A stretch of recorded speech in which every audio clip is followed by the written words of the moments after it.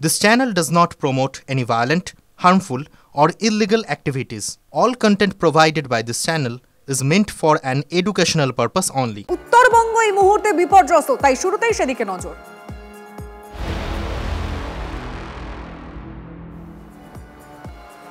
একটানা বৃষ্টি, উত্তরবঙ্গের একের পর এক ছবি দেখে ভয় ধরেছে গোটা রাজ্যের, শুধু রাজ্য নয় গোটা দেশের। শুধুমাত্র দার্জিলিং জেলাতেই 5 শিশু সহ 23 জনের মৃত্যু, মিরিকে দুর্যোগের বলি 11 জন, মানেভঞ্জনে 5, জোর বাংলোয় 4, সুখিয়া পোখরিতে 2, দার্জিলিং সদরে 1 জনের মৃত্যু।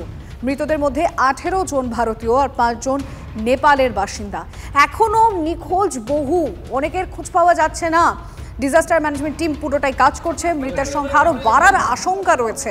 উত্তরের দিকে নজর রাখছে আমাদের রিপোর্টার। এখন সেখানকার পরিস্থিতির দিকে আমরা অবশ্যই আপনাদেরকে জানাবো এখন কি চলছে।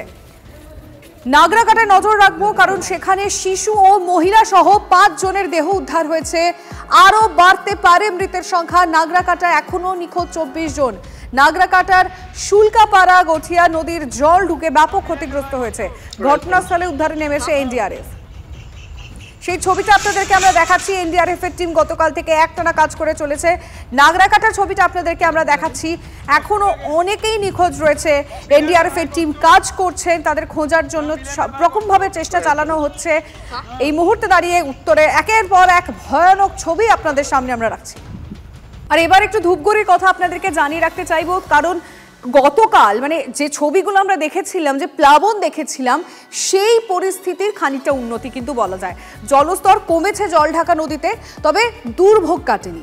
ধূপগুড়ি মহকুমার একাধিক এলাকা কিন্তু এখনো প্লাবিত রয়েছে, সেটাই আমাদের রিপোর্টার লাইভ আপনাদেরকে দেখাবে। রনি চৌধুরী সরাসরি আমাদের সঙ্গে রয়েছে। রনি, বৃষ্টির পরিমাণ এখন কমেছে সকাল থেকে, সেই অর্থে বৃষ্টি না দেখলেও দুর্ভোগ তো একই রকম রয়েছে। ছবিটা দেখাও।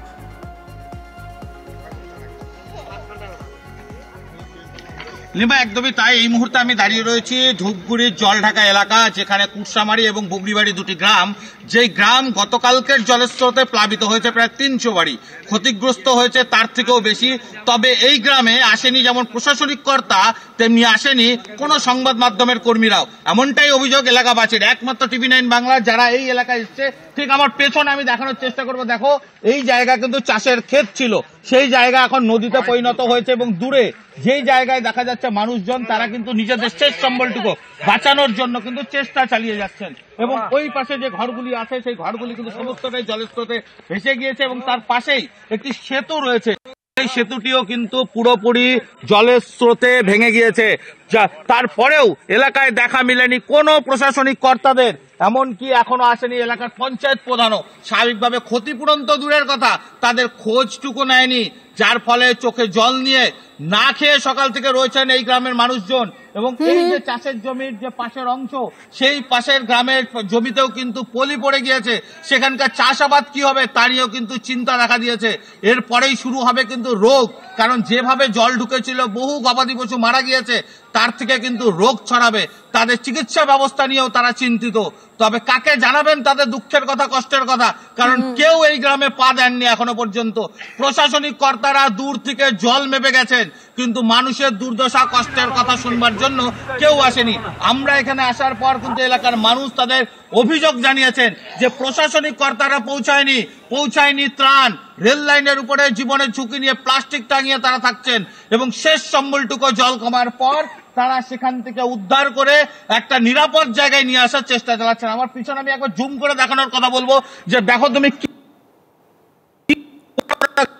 রনি, একটা বিষয় ভীষণ পরিষ্কার হয়ে যাচ্ছে। তুমি যে ছবিটা একেবারে লাইভ আমাদের দর্শকদের জন্য দেখালে, জলস্তর কমেছে, কিন্তু জলস্তর কমতে দুর্ভোগের ছবিটা যেন আরো বেশি পরিষ্কার হয়ে আসছে।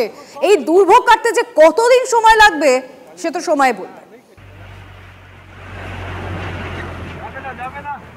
উত্তরে একটানা বৃষ্টিতে ডুবেছে ডুয়ার্স। ভুটানের জলে বাড়তি বিপদ, কোথাও বাঁধ ভেঙেছে, কোথাও সেতু ভেঙেছে।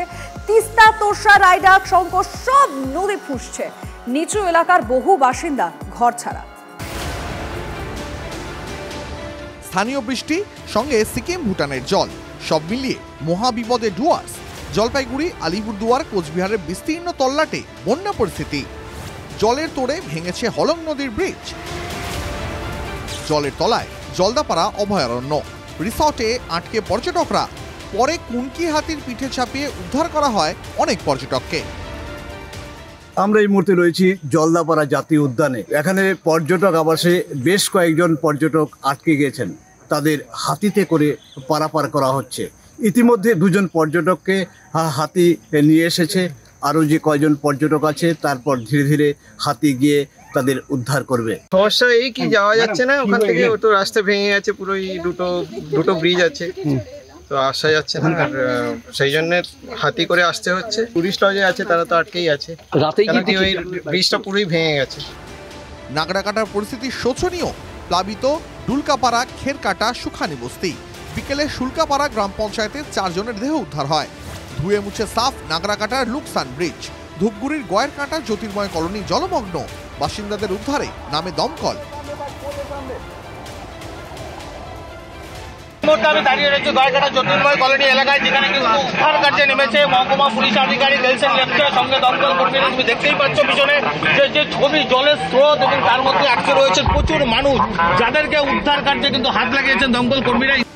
বেলা করালেও জ্যোতির্ময় কলোনি থেকে জল নামেনি। এই মুহূর্তে আমি দাঁড়িয়ে আছি বানারহাট ব্লকের গয়েরকাটা জ্যোতির্ময় কলোনি এলাকায়, যে এলাকায় টানা বৃষ্টির জেরে জল ঢুকে পড়েছে গোটা এলাকায়। ঠিক আমার বাঁদিকে দেখলে বোঝা যাবে বাড়ির উঠানের ভিতর দিয়ে বইছে জলের স্রোত। যেভাবে জল বইছে তাতে কিন্তু গোটা এলাকা প্লাবিত বলাই যায়। তোরসায় লাল সতর্কতা জারি। লাল সতর্কতা জারি তিস্তা পারেও। জল বাড়ছে গ্যারগেন্ডা নদীতেও, শুরু ভাঙনও। সিকিম পাহাড়ে টানা বৃষ্টির জের, আর তার জন্য কার্যত তিস্তা কিন্তু একদম ফুলে ফেপে উঠেছে। তিস্তায় এই যে দৌমোহনী এলাকা, এই দৌমোহনী এলাকাতে থেকে একদম শুরু করে বাংলাদেশ পর্যন্ত এই যে বিস্তীর্ণ এলাকা, এই এলাকা নিয়ে কিন্তু সেচ দপ্তরের পক্ষ থেকে লাল সতর্কতা জারি করা হয়েছে। জলের চাপে আংরা ভাষা সেতুতে ফাটল। যান নিয়ন্ত্রণ করে পরিস্থিতি সামাল দেওয়ার চেষ্টায় পুলিশ প্রশাসন।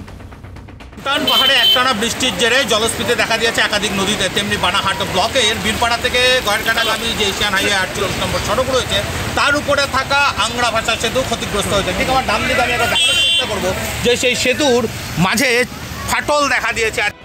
সোমবার থেকে বৃষ্টি কমবে, কিন্তু বৃষ্টি যা ক্ষতি করে দিয়ে গেল সেই ক্ষতিপূরণ কতদিনে হবে? ডুয়ার্সকে ক্ষতির পাহাড়ে বসিয়ে দিয়ে গেল নিম্নচাপ। Bureau report, TV9 Bangla.